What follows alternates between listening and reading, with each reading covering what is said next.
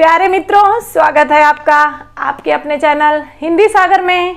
मैं डॉक्टर कुमुद मिश्रा आज आपके लिए एक ऐसा प्रकरण लेकर आई हूँ जो कि प्रतियोगी परीक्षा की तैयारी कर रहे परीक्षार्थियों के लिए अत्यंत महत्वपूर्ण है। प्रतियोगी परीक्षाओं में हिंदी भाषा व्याकरण से संबंधित प्रश्नों के अंतर्गत यह प्रकरण अवश्य पूछा जाता है। वह प्रकरण है संधि। संधि किसे कहते हैं? संधि क्या है? जैसा कि नाम से ही स्पष्ट है, संधि अर्थात जुड़ना, मिलना। तो संधि को आइए हम एक सूत्र के माध्यम से समझने का प्रयास करते हैं। तो सूत्र है वर्णानाम परस्परम विकृत मत संधानम संधि। संस्कृत में इस तरह से संधि को परिभाषित किया गया है। अब इसका अर्थ है दो वर्णों की अति निकटता के कारण उनके मेल से जो विकार अर्थात परिवर्तन होता है उसे संधि कहते हैं। आप सूत्र पढ़कर भी इसका अर्थ समझ सकते हैं। वर्णानाम अर्थात दो वर्णों के, परस्परम यानी एक दूसरे से, संधानम अर्थात संधि, विकृत मत मतलब जो परिवर्तन होता है। तो इसमें तीन शब्द महत्वपूर्ण हैं। पहला दो वर्णों, दूसरा अति निकटता और तीसरा परिवर्तन। इसी को आपको ध्यान में रखना है। अर्थात संधि हमेशा दो वर्णों की अति निकटता, सामान्य निकटता नहीं, अति निकटता, इस पर ध्यान दीजिएगा। निकटता कैसी होनी चाहिए? जिसमें कि ये समझ में ना आए कि यहां पर कोई संधि, कोई मेल हुआ है या नहीं हुआ है।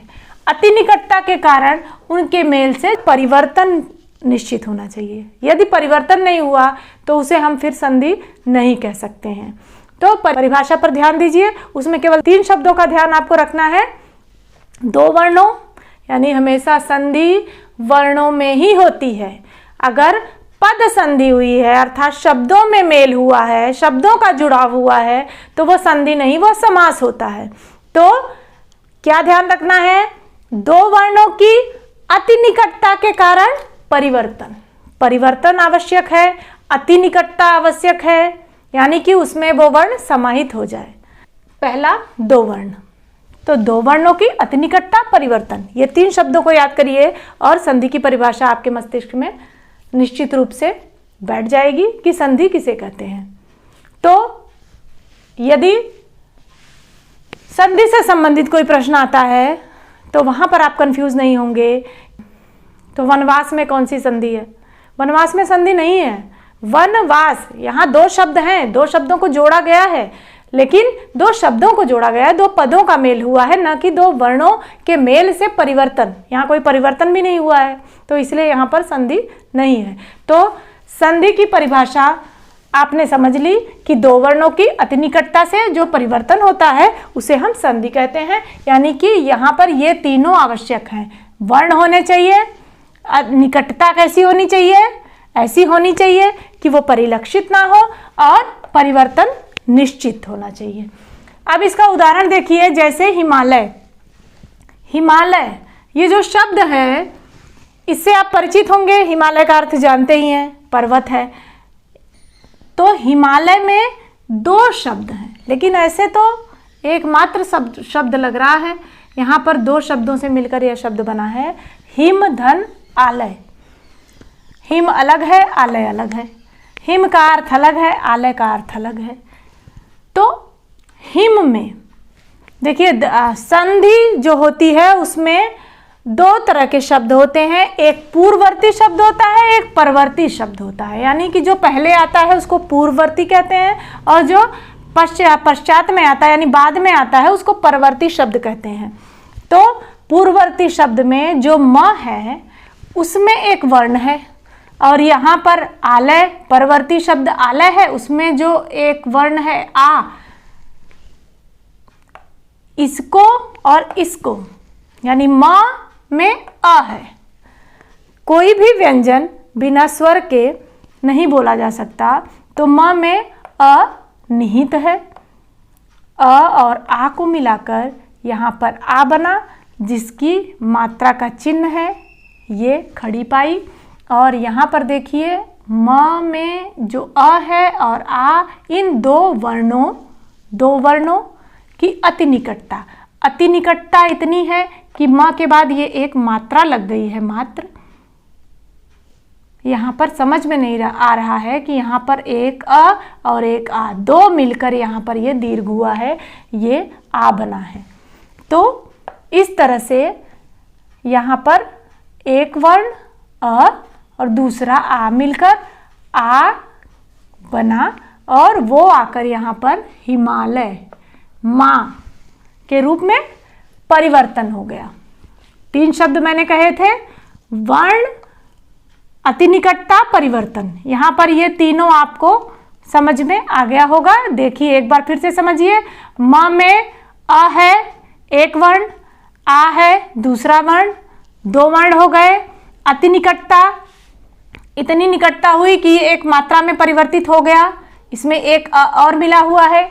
ये जब तक संधि को नहीं समझेंगे तब तक नहीं समझ में आएगा, वो स्पष्ट दिखाई नहीं दे रहा है, इसलिए इसको अति निकटता कहेंगे।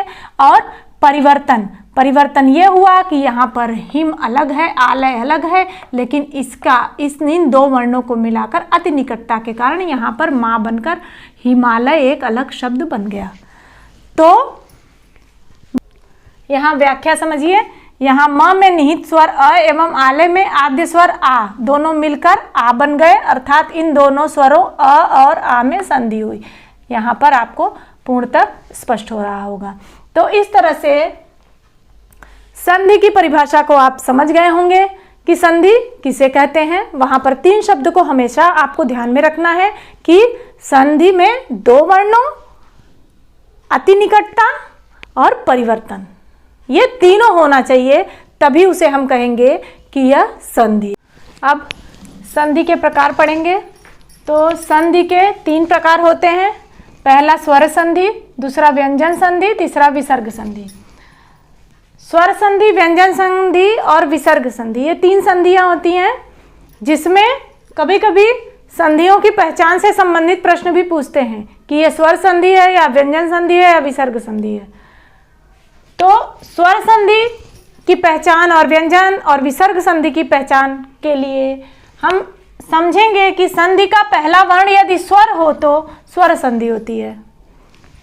स्वर संधि किसे कहते हैं कि स्वर संधि उसे कहेंगे जिस संधि का पहला वर्ण स्वर हो। जैसे विद्यालय, विद्याधन, आलय। विद्यालय 2 शब्दों से मिलकर बना है और यहाँ पर 2 वर्णों में संधि हुई है। मैंने बताया था कि संधि की परिभाषा में 3 शब्द याद रखिएगा, 2 वर्णों, अति निकटता और परिवर्तन। ये तीनों जहाँ होंगे वहीं संधि होगी। तो यहाँ पर किन 2 वर्णों में संधि हो रही है? आ और आ में। लेकिन ये संधि का पहला वर्ण है और ये संधि का दूसरा वर्ण है। तो यहाँ पर क्या कहा जा रहा है? संधि का पहला वर्ण यदि स्वर हो तो स्वर संधि होती है। तो पहला वर्ण स्वर है, इसलिए यहाँ पर स्वर संधि है। अब व्यंजन संधि पर आते हैं। व्यंजन संधि, यदि संधि का पहला वर्ण व्यंजन हो तो व्यंजन संधि होती है। जैसे वाक, धन, ईश, वागीश। यहाँ क का ग हो गया है। जब आप संधि विच्छेद पढ़ेंगे तब आप इसको समझेंगे। तो यहाँ पर ये समझिए कि इसको व्यंजन संधि को कैसे पहचानेंगे।